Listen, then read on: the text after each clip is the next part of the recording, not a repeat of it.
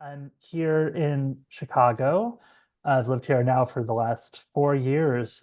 I work as a hospital chaplain. I think since the last time we spoke, I've started a new job. Like a lot of people who work in healthcare, my story in a lot of ways is about burnout from full-time chaplaincy. So now I work at a different part-time position at a physical rehab, which has been, and I'm also going back to school to become a therapist. But it's interesting. I think actually to the story we're going to talk about, I think a lot about Emet, especially as I work with folks in a space where people are oftentimes getting out of the hospital after having a significant change in their ability, whether that's through an illness or an injury. So I often work with folks, especially on a spinal cord injury unit, where folks are trying to sort of figure out what their life is going to look like after something that places them into a very different way of relating to their body, etc. And it just makes you think about Emmett a lot and the people I met with Emmett along the way. He feels very sweet.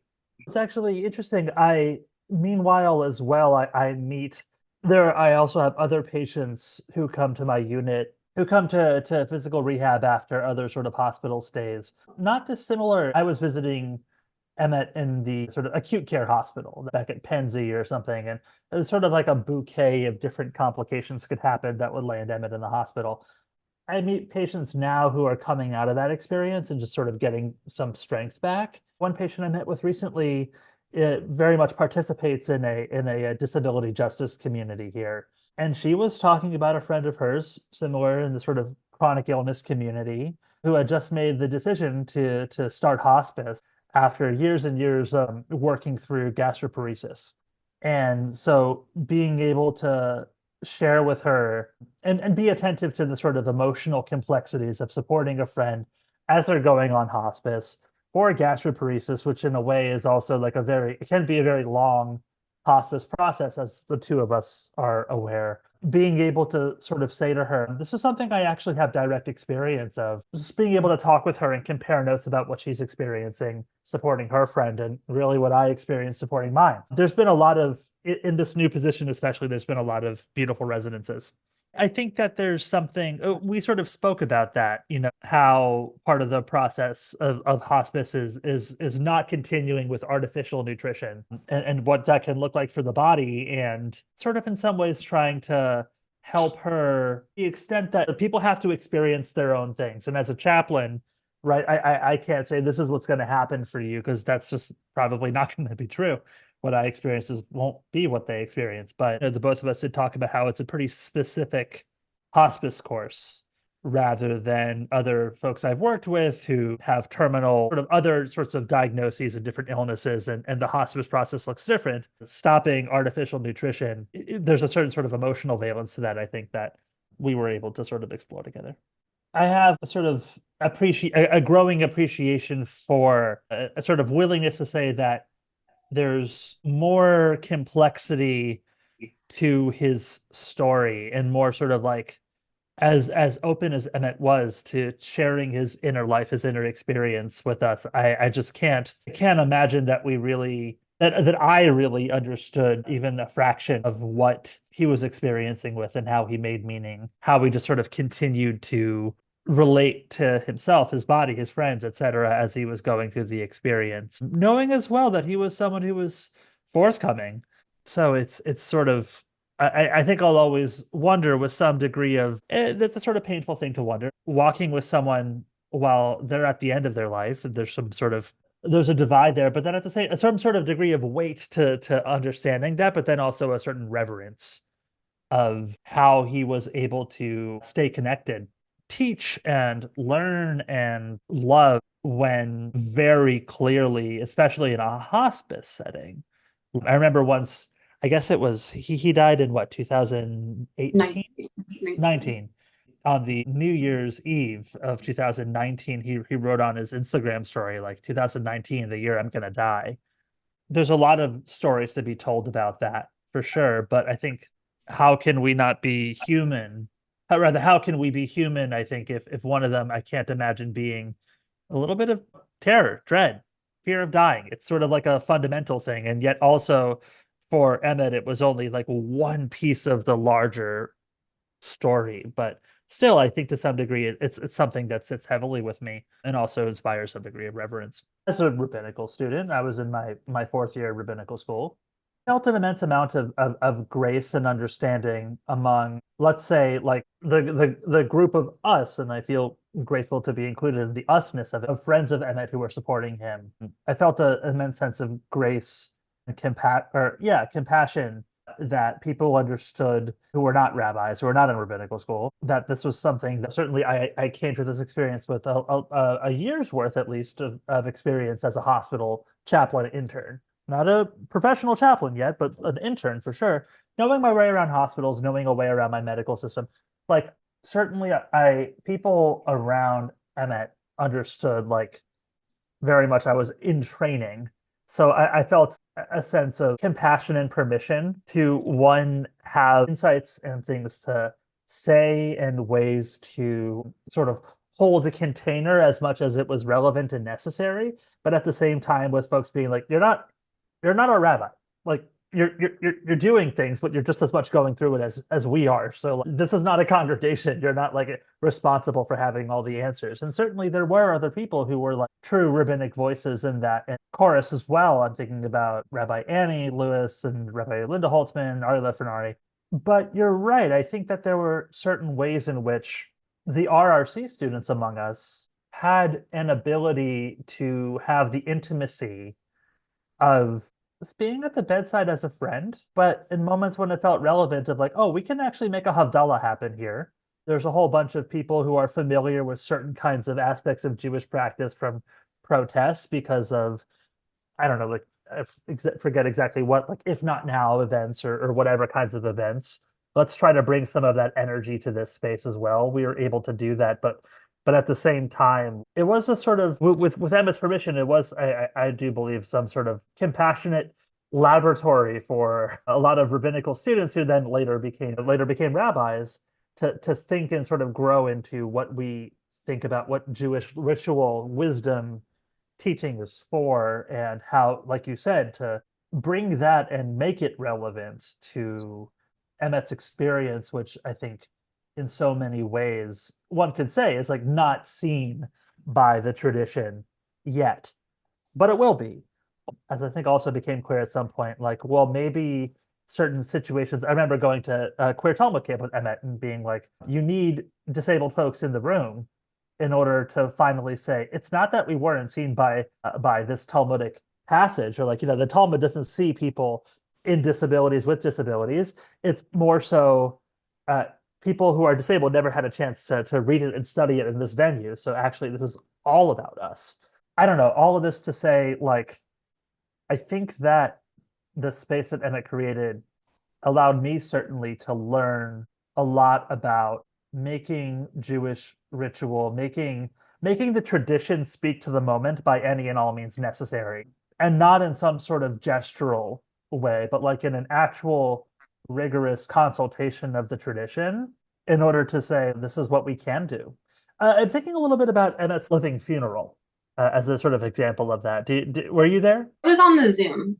Okay. Emmett wanted there to be I don't have the full story about how this rationale came about, but from what I remember, at least, it was that Emmett said, I will have a funeral. This was in his first hospice center. Yeah, I will have a funeral. It's clear this is going to happen. I would like to kind of see, I would like for that to happen. It will happen later, but I don't want to wait until after I'm dead for this to happen. Can we do like a living funeral? And I think Linda was the one who helped mostly sort of officiate it. I'm not exactly sure. I think she did. But either way, for me, as a part of that, one part of the traditional Jewish funeral liturgy is chanting El Malei Rachamim, sort of a prayer that one says, a memorial prayer. And it's like, well, a funeral needs to have El Malei Rachamim. And so I think with Emmett, someone told me to, I suppose, like chant El Malei Rachamim. And I went back through the Hebrew liturgy, and it says Shehalach le'olamo Emalei Rachamim Shochen B'Amarim Hamseh Menucha Nechona Tachas Kanfei Shechina. I'm just going through. et nishmat so and so she halach olamo, sort of like you're asking God to protect the soul of the person that has gone to the world to come. And instead, I went back and I went back through that liturgy and I changed all of the past tenses to future tenses. It's nishmat emet fegle ben dvora ve'ezra sheyelech leolamo, which was one very harrowing in a way. Two, for me stands out as an example of like this needs to be different. It needs to be the same, but it also needs to be different. So it's my job to sort of adapt the liturgy to fit the moment. I mean, and then later after Emet died, I did also chant Emile Rachamim at his funeral in the past tense, and it was sort of this beautiful, harrowing. How do you talk about it? Like profound sense of continuity because we had this future tense and then the past tense. Yeah, it certainly changed me in a big way in terms of the way now as a rabbi that I see the possibilities of a funeral and what needs to happen at a funeral and what can happen at a funeral. Yeah. I think that I was blessed to have this whole thing happen in the context of Reconstructionist Judaism. And like at the sort of center of Reconstructionist Judaism with RRC students and Recon RRC faculty and leaders of the movement as well, big prominent Reconstructionist synagogues. So I think that there's an aspect of that in terms of the Reconstructionist Judaism's embrace of continuity and change, that change is continuity, that opened up people to embracing adaptation and creative ritual. Also, a whole bunch of rabbinical students feeling very much a sense of connection to the tradition. So being able to say, let's go back into what we have because we're all dorks who are rabbinical students who are doing this for 5 years, rather than let's just completely fashion something new. You just have like a whole bunch of people around who take a certain responsibility for saying, this tradition gives us so much. And it's sort of maybe as a Reconstructionist ethic, it's not good enough to say that our tradition can't touch, can't speak to, can't address this moment. It's just not good enough to stop there. And so being able to then say, well, that's where the work starts rather than that's where the work ends. And I do think that rabbinical students, for sure, a lot of us embrace that spirit because being young and being not yet fully affiliated to one different community, having a lot of also supervision by other people that are in that space. Yeah, I think it is a good time in someone's professional career, I suppose before it starts, to be thinking about, ooh, how could we do this? How could we do that? So the answer is sort of yes, I think that rabbinical students can do that work well. And also the sort of the way that we as a community navigated that and created through that makes me also fairly proud to be a Reconstructionist Jew, knowing not everyone involved was, but certainly I think there's something very Reconstructionist about it. And maybe that's because now I'm like a Reconstructionist rabbi, so I want to remember it that way, but I still think that's true. As a queer rabbinical student, someone who also learns from queer teachers, RRC faculty, lots of my rabbinic education, I think at the time also came from Svara, a sort of working with as a student within a sort of queer rabbinic tradition, sort of toward what I was saying before, but like working in that queer rabbinic tradition of an unrelenting and persistent belief that this is for us. No one gets to decide that it's not. The sort of learning from as a queer student of queer rabbis that it's our Torah too, and taking that ethos that I cultivated in those different spaces to the moment of supporting Emet, which I think also was an ethos that Emet embodied as well through many different aspects of identity, not just sort of like LGBTQ, et cetera, but then also through a queer lens around disability, et cetera, this sort of ironclad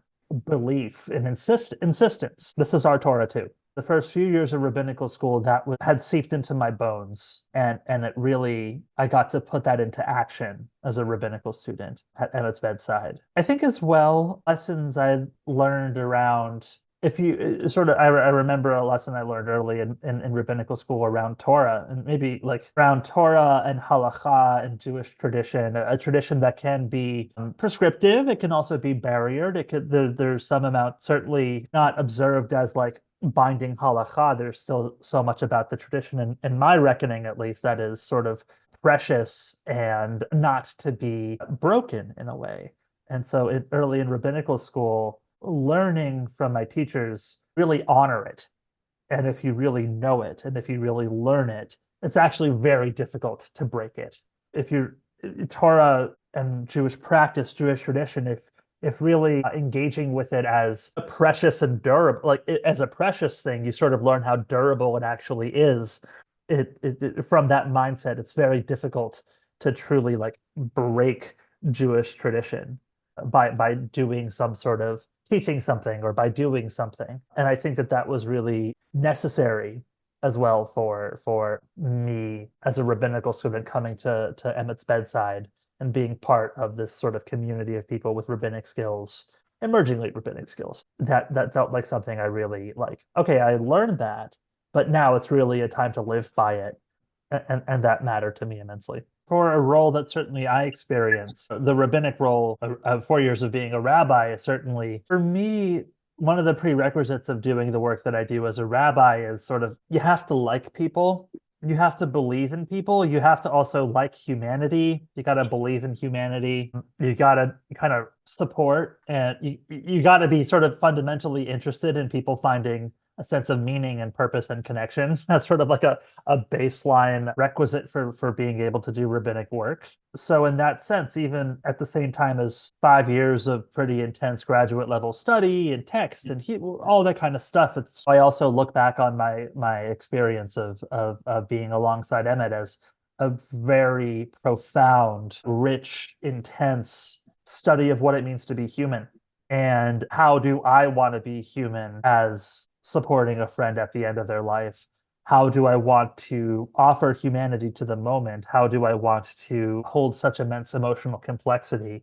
And in all of those things, certainly you can read about in the texts of our tradition. You can read about them in classwork, coursework, etc., practical rabbinics. But if there were some sort of like hidden spiritual course about that was titled Supporting My Friend as They Move Through the End of Their Life, Hospice, etc., through chronic illness. It's probably one of the most profound courses of human experience I took in my time becoming a rabbi. I certainly would not have wished upon anyone. I don't want my friends to die, but certainly it helped me figure out the substance of who I was, period.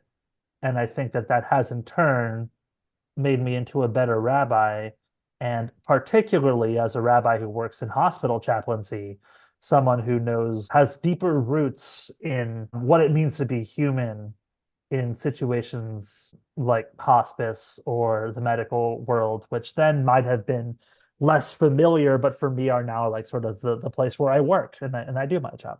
All of that said, maybe outside of the practicals of rabbinic education, I just got more teaching and what it means I was a student of my own experience.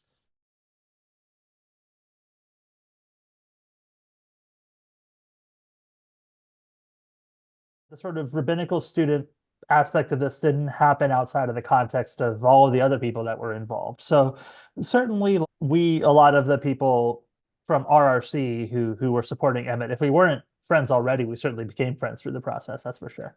If there was a need that Emet expressed, here's one example.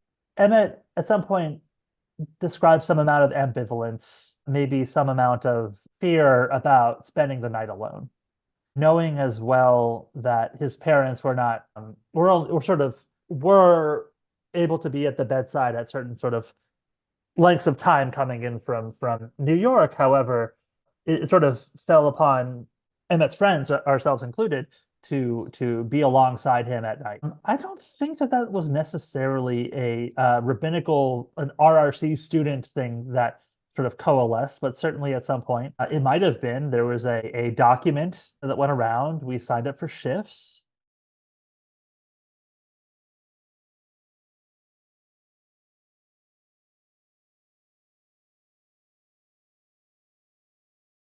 Certainly on our RRC student Facebook group, we shared with each other the list.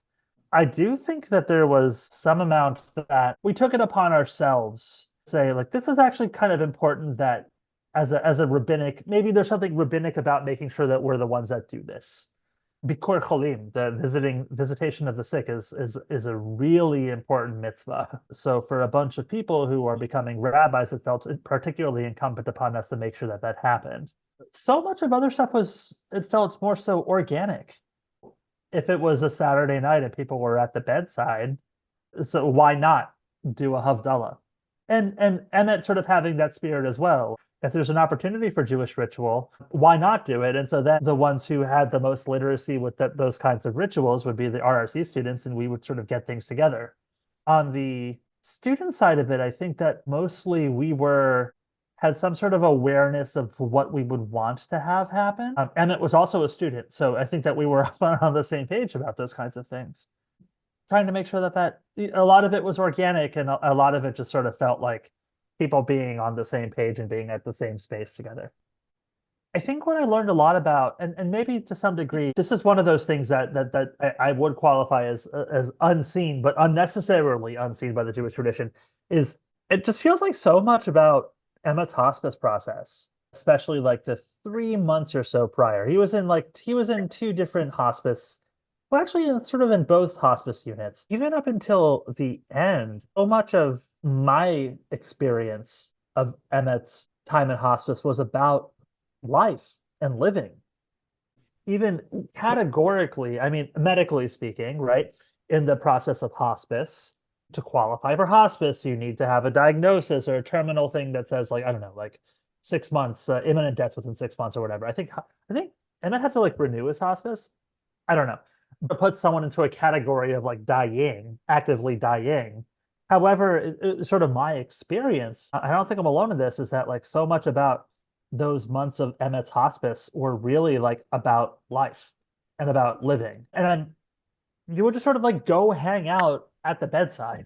I sort of remember so much community and sort of like fun stuff happening in Emmett's hospice room. It was like a social watering hole. It's how Emmett was sleeping, but I'd get to like chit chat with Mickey or with you or with Gavi or with Sarah or all these people. Or like I remember at one point I gotten off of work or something. I was a rabbinical student at Drexel Hillel, and I got off of work at Drexel, and this was a Friday night, and I sort of felt really worn out, but I also didn't like want to go home, and so instead, I was like, well, I guess I'll just go over to Emmett's hospice unit. And it's like just to go hang out. There'll be people. Emmett will be there for sure, and I'll just like kiki with Emmett. There'll be other people there too, and inevitably there were.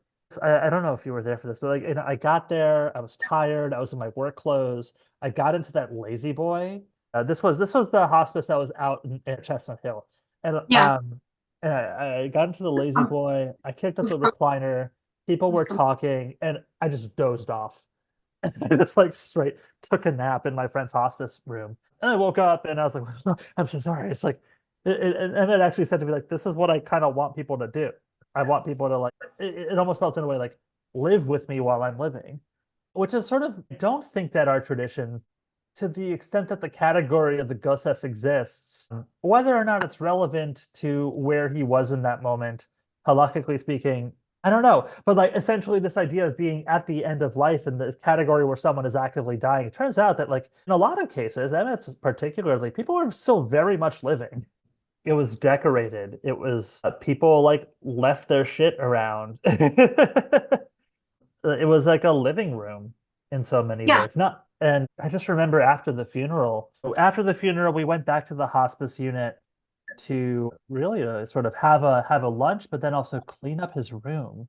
I remember taking some photos. I wonder if I kept anything. I kept some of his things, but taking down these artifacts of not just like Emmett, but also the space that he had created. Like not just packing up my friend's stuff who's died, but then also packing up the space where he lives and the space where all of us sort of lived together, putting things away that someone artwork that someone else had created. This pillow, I suppose, belonged to my friend who was dead, but certainly I slept on it more than he ever did. So in some ways, it was taking away not like his final possessions, but sort of like to the extent that he shared the end of his life with us. Also like packing up a chapter of my life, certainly of that year. Very beautiful, profound, and incredibly sad. We had a sort of small shiva at like the Repair the World's place, which I found to be, I think maybe your comment is sort of shedding a light on that memory. I was sitting at Repair the World for Emmett's shiva after he died. I remember it now. It felt there's a piece of me that wants to remember, like, it felt so undernourished or undernourishing to I remember. Yeah, the I remember. experience of just spending months and months really sitting by, accompanying and attending to him before he died. I remember later, people were still in town. Sarah Barish and Sarah started an effort to have there be a Kabbalah Shabbat service for the people that were still in town after the funeral, which is sort of incongruous. Traditionally, folks who are in mourning, who are sitting Shiva, do not attend the Kabbalah Shabbat singing part of the service. It's not, it kind of come after Lecha Dodi, when the sort of psalms that are necessary for the Shabbat service start. The idea being people in mourning should refrain from singing. There might have been a whole other way to make a profound experience out of not doing Kabbalat Shabbat. I think that to some degree we decided, this is actually probably specifically what we should be doing together, especially given a funeral that was in so many ways heartbreakingly joyous. And so we used Cult Sedek's auxiliary space to do a Kabbalat Shabbat service together. And it felt right in a way that sort of sitting Shiva did not, I think. To really be together in song, to sort of be together more intimately, to me, that felt like more of a reliving of what Emet cultivated at his bedside before he died. The Kabbalah Shabbat service for me, I think, felt more cathartic in the sense that I could kind of go back to that moment where he was present and remember it, even though he had already gone. Another memory just sort of comes to mind in a different vein. I was at Emet's bedside when he died. I remember offering that I can be the first. Emet's body's going to go to the funeral home, and I would be honored to be the first shomer before the funeral. And it was a few hours there, and I followed the funeral service back to the funeral home, and they set me up very nicely with Emma's body was in a cooler where it belongs, and I was on the other side of the wall. They had a very nice little fireplace, electric heater, and I was there. So Jewish tradition says Psalms, the soul of the body is still kind of hanging out. You want to be protecting it and keeping it company, and a good way to sort of stave off anything bad that might happen is to recite Psalms. It's just like an appropriate thing to do. So, of course, I brought my Safaria app on my phone, and I'm starting to say Psalms, and I'm finding it to be sort of, in some ways, nourishing. Like, okay, well, this is what Jews do. Like, Jews do this. I am doing what Jews do. There's an immense amount of comfort. I don't have to wonder about what I should do right now. But as I'm kind of getting an hour into that experience, and I think altogether it was like maybe 5 hours, 4 hours, I forget, just thinking to myself, I want to do something that would feel more to Emmett. Knowing Emmett loved Harry Potter, yeah, I downloaded Harry Potter on my phone. I just started reading from chapter 1 of the first book, reading it aloud, the same way it was read to me when I was growing up. It just was the sort of the first chapter is called The Boy Who Lived. And I think I remember writing on Facebook about reading The Boy Who Lived to, yeah, the boy who died, but also the boy who lived and lived and lived and lived and lived. And that sort of being, I just remember sitting there and reading Harry Potter and crying and speaking with Emma and laughing at a book. Look, Harry Potter's complicated. I get it. But like at the time, this memory is not complicated in terms of also like seeing, I have that sort of beautiful, I have a beautiful picture of myself from his funeral with my favorite flowery bow tie and just glitter all over my face and my rainbow glasses. And the whole thing really teaching me how capable we are as humans of holding such immense joy and despair at the same time. I think back to the idea of like human education that happened from that moment, just sort of being able to experience the power of being a part of and witnessing something both so, yeah, unfair and tragic, but at the same time just so beautiful and so alive and so soul elevating. I thought about reading Harry Potter during my Shomer shift, Mhm. friend. But I knew you had it covered, so I was like, I'll read something else. So It's weird. It's now been it's been a few years now, 5. and so it's sort of as much as I have memories of like it's sort of it's enough distance I think for me to realize how much I grew and changed during that year, those first months. I suppose it was a few, for me, my part of the story was for a few months there. I think I grew and grew in my ability to find joy in places that other people would be. Apparently, this is a joyless situation. And I don't know, just sort of being like, it can't be. It just can't be joyless. I won't yeah, it's just like it I won't accept that this is a truly joyless situation.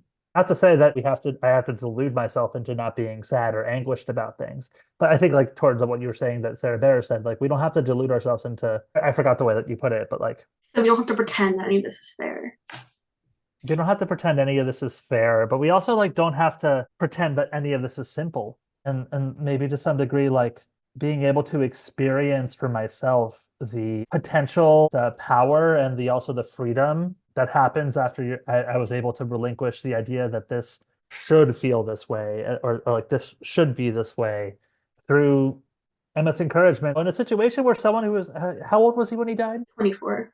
In the context of like someone 24 like dying that young, like what, yeah, we don't have to pretend like any of this is fair, but at the same time like there's then a freedom to be like the rules that I might have taught myself for about what death should be, about what tragedy should look like, about what is impossible in a situation like this.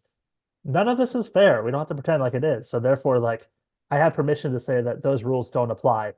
The sort of equation between Moses and Emet to me, I think, it has the ability to sort of teach about our heroes are humans, or like the humans that we admire and care about and love don't actually have to be heroes in order to be our heroes. Does that make Mm, sense? yeah. I learned terms like spoonies and zebra and like zebra spoonies.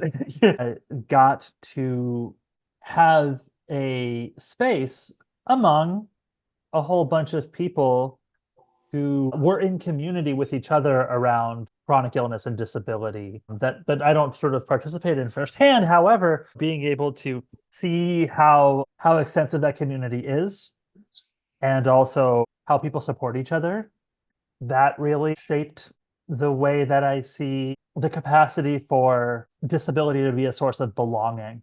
Working at the hospital I work at now, I talk with some patients about that. To some degree, this came from Emet for sure. With some patients I work with now who similarly sort of like chronic illness, disability stuff, with the right patients, being able to say, for my part, it might be important, especially in moments of like high pain or having setbacks in rehab. Don't forget who you are and where you come from. And I don't mean that in terms of who you were before your accident or where you come from. It's more so for recently printed out a beautiful artistic portrait of Judith Heumann, and I put it on someone's wall. It's sort of with the notion of don't forget where you come from.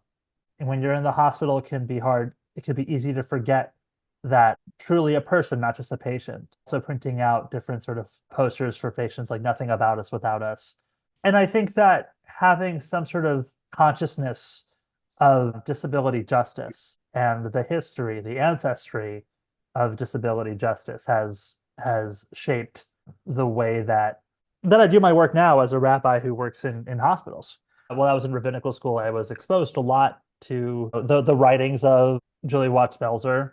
I believe that there's sort of workshops offered by her as well. I think that even still, having more, I don't want to say like training and education, because I think that that sort of implies a DEI model. Or so like look at this sort of live current of history and see how many Jewish people have offered their hands and their hearts to this. At the same time, be current on what conversations are happening right now in disability justice worlds. It's a responsible thing to do to be current on those conversations as a rabbi, not just for the sake of your congregants, but also for the sake of enhancing your own Torah. Now, similarly, like all of this was before the pandemic. How would Emmett have reacted to the pandemic itself, the ways that we are and where we're at right now with the pandemic. It's certainly the story of my relationship with the pandemic is also formed in a big way around working on COVID ICUs during the height of things. I think about him a lot. I wonder about him, and I sort of the moments when I think about him most vividly, I tend to write something on his Facebook wall.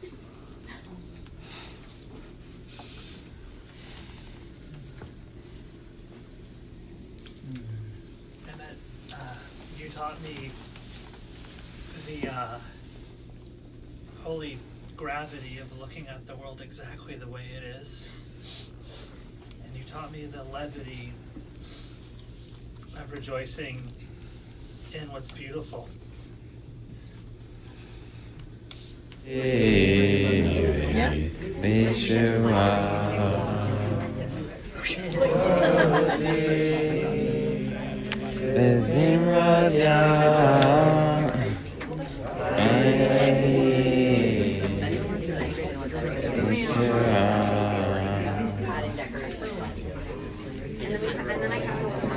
Mic check. Mic check.